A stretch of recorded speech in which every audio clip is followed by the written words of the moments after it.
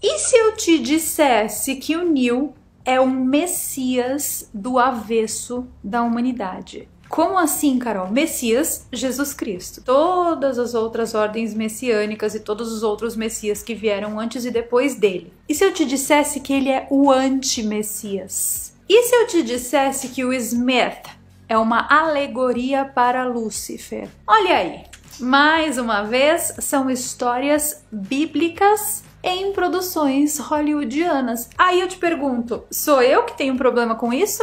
Ou é Hollywood que é obcecado por essas histórias? Hollywood é obcecado por essas histórias? Sim, porém do jeito torto. Por que o filme Matrix nos chama tanto a atenção? Porque a história fez tanto sucesso. Thomas Anderson é o personagem messiânico na história de Matrix. É por isso que o Neo é um personagem muito simbólico dentro da tradição judaico-cristã. A profecia que Morfeu conta para o Neo sobre o motivo pelo qual ele existe é parecidíssima com a profecia que existe no Antigo Testamento. O Morfeu diz: quando a Matrix foi criada, existia um homem que nasceu dentro dela, que tinha a habilidade de mudar o que ele quisesse. Um homem que tinha a habilidade de refazer a Matrix como ele preferisse. Foi ele que libertou todos nós, que nos contou a verdade. Depois que ele morreu, o oráculo profetizou o seu retorno e que a sua vinda culminaria com a destruição da Matrix, acabaria com a guerra e traria liberdade para o nosso povo. E é por isso que existem alguns de nós que passam a vida toda procurando pela Matrix. Procurando por ele. É a exata mesma profecia que existe no Velho Testamento. O Neo, ele era um hacker e também era programador de softwares. Então, essa dualidade na personagem dele é uma mensagem direta para as figuras messiânicas que eram metade humanas, metade divindades.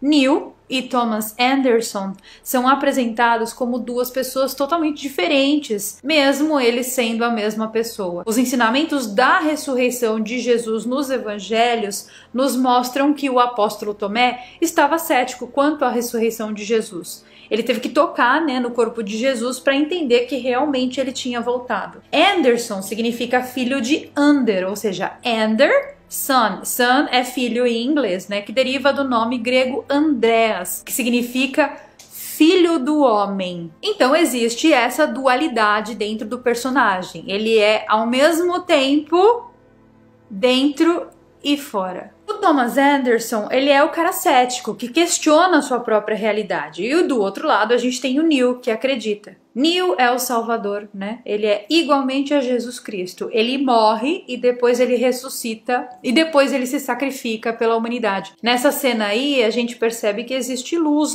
em volta desse sacrifício, no entorno desse sacrifício. E nos ensinamentos gnósticos proibidos da biblioteca de Nag Hammadi constam passagens sobre a transformação, sobre a transmutação do corpo de Jesus Cristo em corpos de luz.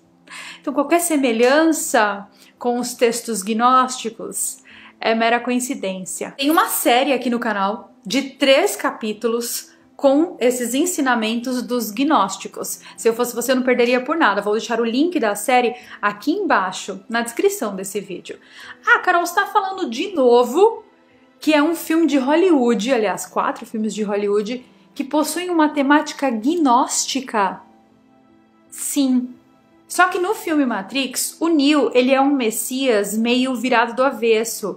Ele é meio egocêntrico, ele trai a humanidade baseado no próprio ego dele, em razões egocêntricas, naquilo que ele prefere, naquilo que ele quer. E isso fica bem claro naquele filme Matrix Reloaded. As vontades do Neo ficam acima de suas responsabilidades divinas. Naquela cena onde ele tem que escolher uma porta na sala do arquiteto, ele escolhe a porta que leva ele para a Trinity.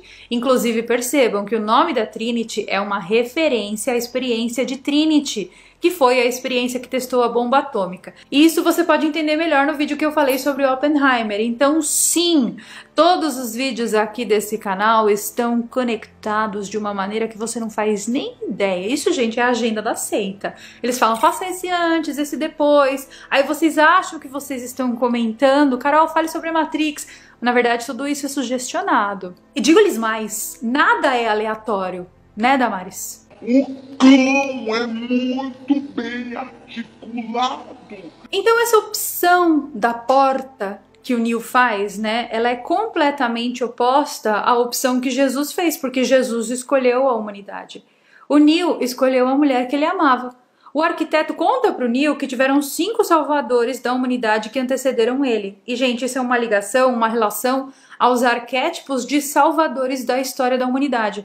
Na história da humanidade foram muitos esses salvadores, tá? A gente tem Túlios no Egito, Krishna na Índia, Kriti na Caldeia, o Atis de Pírgia, o Tammuz da Síria, o Eros, o Bali de Orissa, o Indra do Tibete, o Iao no Nepal, o Buda mesmo, o Mitra lá da Pérsia, o Alcestus de Eurípides, o Prometeus do Cáucaso, o Quirinus de Roma, o Osíris no Egito, o Thor, filho de Odin na mitologia nórdica, o Mohammed na Arábia, o Zoroastro na Pérsia, enfim, gente, a lista é infinita. Dava pra ficar aqui até amanhã falando. O arquiteto da Matrix, ele sabe toda a história da humanidade, porque foi ele que projetou tudo. Mas quem que é esse arquiteto? Quem é esse homem representado por essa figura? Meio óbvio, né, gente? Agora que a gente já falou sobre o Salvador, ou seja, sobre o Neo, nós vamos falar um pouco sobre o Destruidor. O Smith, na Matrix, ele faz o papel de muitos arquétipos antagonistas, mas nesse filme em questão, ele faz o papel de Lúcifer. Os agentes Smith, eles foram criados para serem guardiões da Matrix. Ele foi criado para te enganar e te manter preso nesse sistema. É por isso que ele insiste tanto que o Neo tem que voltar a ser Thomas Anderson. Da mesma forma que Jesus foi tentado por Satã no deserto durante 40 dias. A sala do arquiteto mesmo, quando o arquiteto mostra a vida toda do Neo nessas telinhas, o que ele está fazendo ali? Ele está fazendo um julgamento. Ele está decidindo quem vai para o céu ou quem vai para o inferno. Um julgamento igual ao juízo final. E tudo isso, gente, o filme inteiro da Matrix fala de uma realidade, né, criada por máquinas, que é uma alegoria para uma crença gnóstica de que Deus teria criado esse mundo como se fosse uma prisão para os humanos. No filme Matrix, a gente sabe que a Matrix foi criada pelo arquiteto em uma forma de prisão, para manter os seres humanos aqui dentro, presos em uma ilusão. Descartes descrevia o demônio como sendo um gênio maligno, disposto a nos enganar o tempo todo. Esse gênio do mal era imaginado por ele como sendo a ilusão do mundo exterior.